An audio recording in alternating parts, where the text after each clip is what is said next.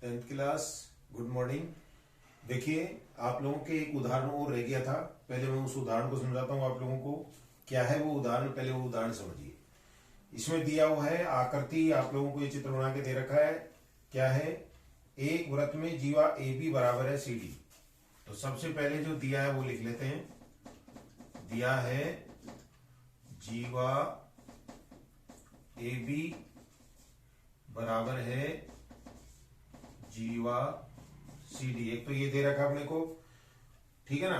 अब अपने को सिद्ध करना है कि डी क्यू बराबर है किसके? बी क्यू के। डी क्यू बराबर यानी ये टुकड़ा इसके बराबर है। सिद्ध करना है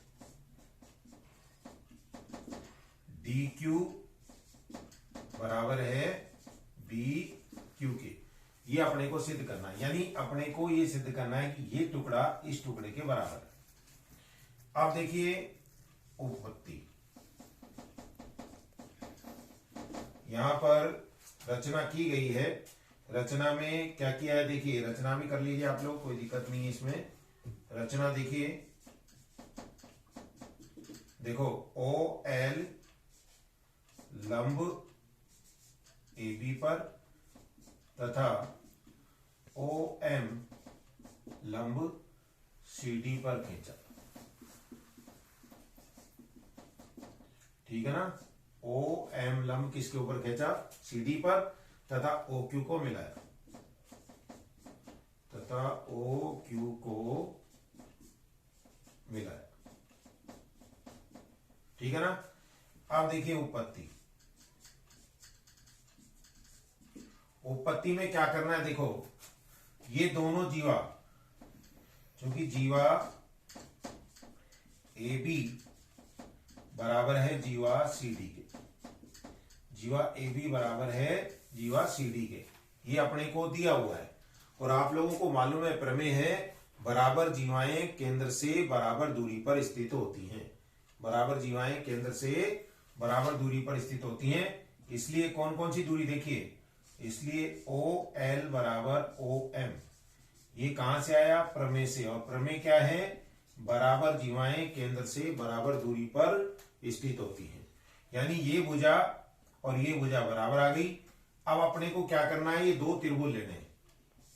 कौन कौन सा त्रिभुज? देखिए, एक तो ओ एल क्यू, त्रिभुज ओ एल क्यू, व एक तो ओ एल क्यू। देखो, एक तो लिया त्रिभुज अपन ने ओ एल क्यू, व दूसरा त्रिभुज लेंगे O M Q. O M Q में पहले इन दोनों को सर्वांग सिद्ध करेंगे। देखो कैसे? ओ एल बराबर ओ एम, अभी मैंने ये लिखा है, तो ये तो सिद्ध किया है, सिद्ध किया है। फिर इसके बाद में देखिए कौन? O L Q. कौन? ओ एल क्यू बराबर कौन? O M Q. इसका कारण प्रत्येक 90 डिग्री का है, प्रत्येक 90 डिग्री का है। और एक भुजा दोनों में वनिष्ठ है। कौन सी? ओ क्यू बराबर ओ क्यू। कारण लिखोगे उभयनिष्ठ भुजा, उभयनिष्ठ भुजा है।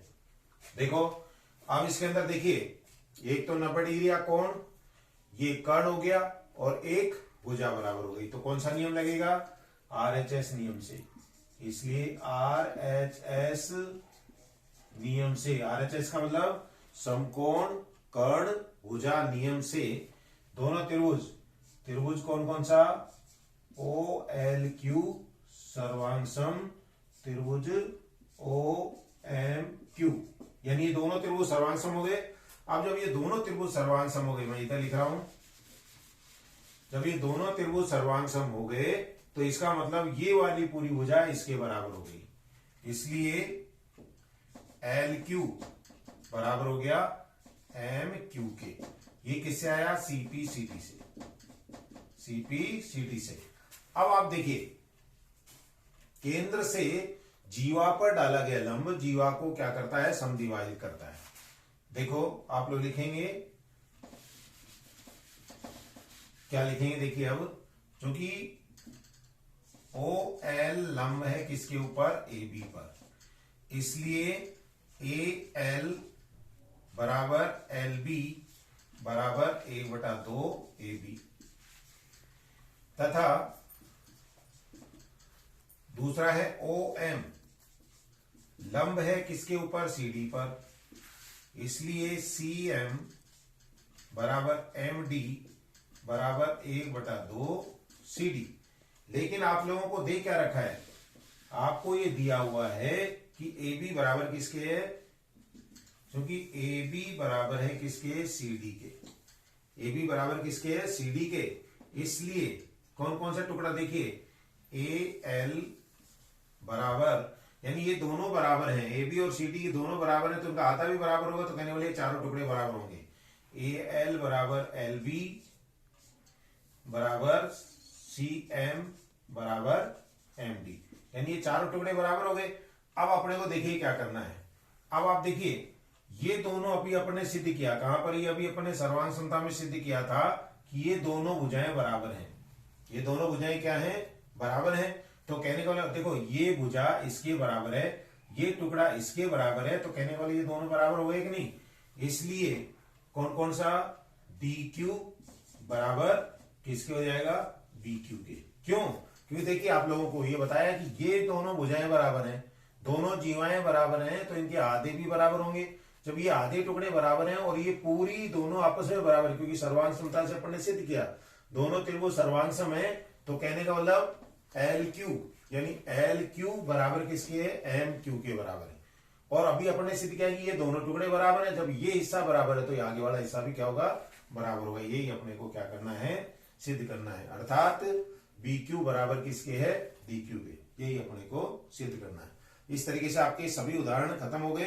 अब आपको एक सवाल समझाता हूं, 12.2 का पहला सवाल, ठीक है ना, बाकी सवाल आपको कल बताए जाएंगे, पहले आप लोग उसको समझिए। उसमें क्या है, सत्य और असत्य हैं, लेकिन उसके कारण आप लोगों को समझने हैं कि क्यों है, इसका कारण मैं आपको बताता हूं। देखो क्या दे रखा है इसमें, पहला सवाल है, एक वृत्त की ए बी और सी डी क्रम से 3 और 4 सेंटीमीटर की एक वृत्त है, ये देखो इसमें ए बी है 3 सेंटीमीटर और एक ही है, तो इसमें क्या दिया हुआ देखा, ए बी और सी डी 3 और 4 सेंटीमीटर है, ये 3 है और ये 4 सेंटीमीटर है, ठीक है ना। अब ये वृत्त का केंद्र है, फिर जिनके द्वारा केंद्र पर क्रमशः 70 डिग्री और 50 डिग्री के कोण निर्मित है। देखो ये और ये कोण, आप देखिए यहां पर ए बी कितनी दे रखी है, ए बी है 3 सेंटीमीटर, ए बी है 3 सेंटीमीटर, और दूसरा कौन सा दे रखा है, सी डी है 4 सेंटीमीटर, जिनके द्वारा केंद्र पर क्रमशः 70 डिग्री, यानी ये 70 का और ये 40 का, तो ऐसा संभव नहीं है, ये असत्य है। क्यों असत्य है, क्योंकि ये छोटी है, ये छोटी है तो इसके द्वारा बना हुआ कोण क्या होगा, छोटा होगा, और ये बड़ी है इसलिए इसके द्वारा बना हुआ कोण बड़ा होगा। लेकिन यहाँ उल्टा दे रखा है, ये कोण बड़ा है और ये कोण छोटा है, तो ये क्या हो गया, असत्य है, तो पहला असत्य हो गया। फिर इसके बाद में दूसरा देखिए क्या दिया हुआ है, एक वृत्त की जीवाएं, पहला हो गया। अब दूसरा ये समझने आप लोगों को, पहले में आप लोगों को चित्र बना करके देख लेना है। दूसरे में देखो, वृत्त की जीवाएं जिनकी लंबाई 10 सेंटीमीटर और 8 सेंटीमीटर है, केंद्र से क्रम से कितने कितने, देखो एक तो है 10 सेंटीमीटर, पहले तो वृत्त दो जीवाएं दे रखी है, 10 सेंटीमीटर है और दूसरी कितनी दे रखी है, 8 सेंटीमीटर, ये वृत्त का केंद्र है। ये 10 सेंटीमीटर हो गई और ये 8 सेंटीमीटर हो गई।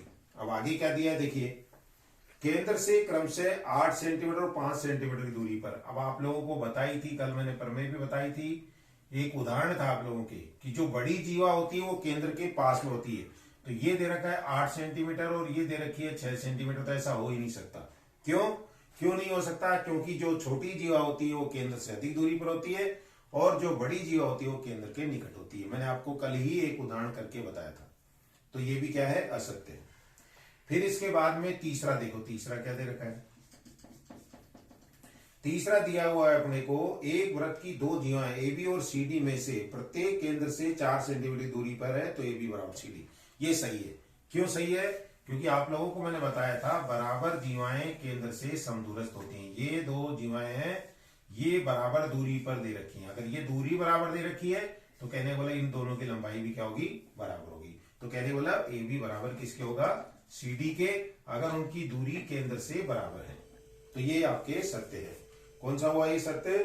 तो ये आपके आ गया तीसरा सत्य हो गया। फिर इसके बाद में और ओडेस केंद्रों वाले दो सर्वांग समवृत्त ए बी दो बिंदुओं पर प्रतिच्छेद करते हैं। दो वृत्त हैं, ये दो वृत्त क्या कर रहे हैं, दो बिंदुओं पर प्रतिच्छेद करते हैं। सर्वांग समय यानी दोनों का आकार बराबर है। ये ओ है और ये ओ डैश है, ये ए और बी पे मान लो प्रतिच्छेद करते हैं। तो क्या हुआ देखिए, वो आगे पूछा क्या है, प्रतिच्छेद करते हैं तब कोण ए ओ बी, ये वाला कोण और ये वाला कोण, ये दोनों कोण क्या होंगे, आपस में बराबर होंगे। तो ये सत्य है। तो इसमें ये दिया है ए ओ बी और ए ओ डैश बी, ये दोनों कोण क्या होंगे, बराबर होंगे, क्योंकि दोनों वृत्त क्या है, सर्वांगसम वृत्त है। सर्वांगसम का मतलब दोनों की त्रिज्याएं समान है, दोनों का आकार समान है, अर्थात इन दोनों के द्वारा केंद्रों पर ये जो ये इनकी उभयनिष्ठ जीवा हो गई, इस उभयनिष्ठ जीवा द्वारा ये जो कोण बनेंगे, ये कोण क्या होंगे, बराबर होंगे।